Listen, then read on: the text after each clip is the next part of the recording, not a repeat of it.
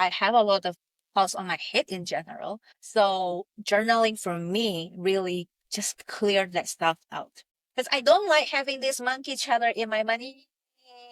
So I'll just write it down and like, off you go. I give you the airtime now. Like journaling is like, I'm giving you the airtime. You have it, but then off you go, right? Like, and then I can get about my day. So I meditate in the morning. And before I meditate, one technique I use is automatic writing. So I basically start writing whatever comes to mind, no regards to the grammar, punctuation, or just writing. What I find fascinating is there's so much I get to uncover so much that I wasn't aware of. Even the little things, they were occupying obviously some mental space, and I wasn't aware. And I find it really enlightening. So yes, something nice to write in. But there also something useful, like something small and not heavy that you can put in your work bag or your handbag, so that you can journal whenever something pops in your head, an aha moment, a feeling, a thought, anything that pops in your head that you feel is worth writing down so that you can come back to it. You can just pull it out. So which is why I have so many. I don't have one. My psychologist told me to start journaling, and I resisted that for years. I journal now, which has led to exponential growth in figuring out who I am and why I, act the way I do sometimes. What video journaling does. So it's an expressive release.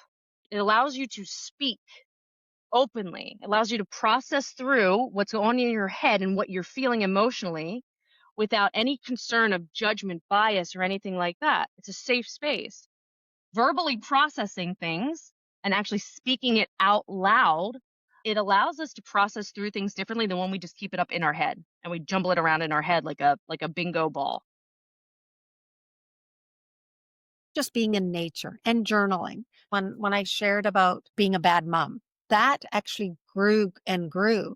And it was kept being physical until I released it by saying it out loud. Like I had put it in my journal and then I read it out loud.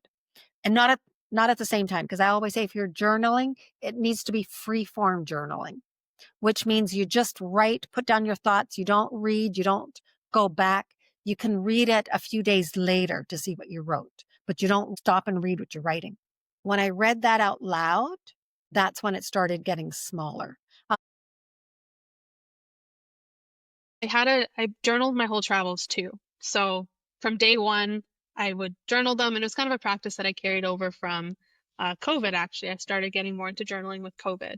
So a way to kind of keep myself accountable, because I work really well with consequences and having to kind of be accountable to my future self. I was like, if I count my journal entries, I cannot skip a day because it's not fair to my future self to go from day 52 to 75. That's a lot of days missing. I like art journaling, so it's hard to describe, I think, but it's, I guess, working through emotions or thoughts or whatever through visuals.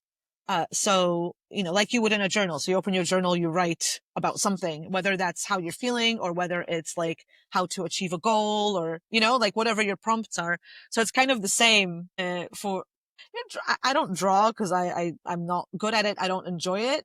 But I love collage. I love, I love stickers. I love color. So, I kind of just, I play for the moment.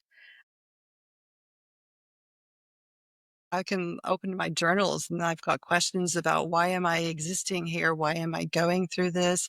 Why is this person in my life? And lots of questions. And, where have I been in other lives? And why does this feel like it's a repeating pattern that I don't understand? Yeah. But sometimes I feel like, and I don't know how you feel with this when you go back and you read through it. Sometimes I think, gosh, I'm so gloomy. You know, it's so so deep. It's too deep. Everybody's out there having fun, but my journals are like, whoa, existential crisis.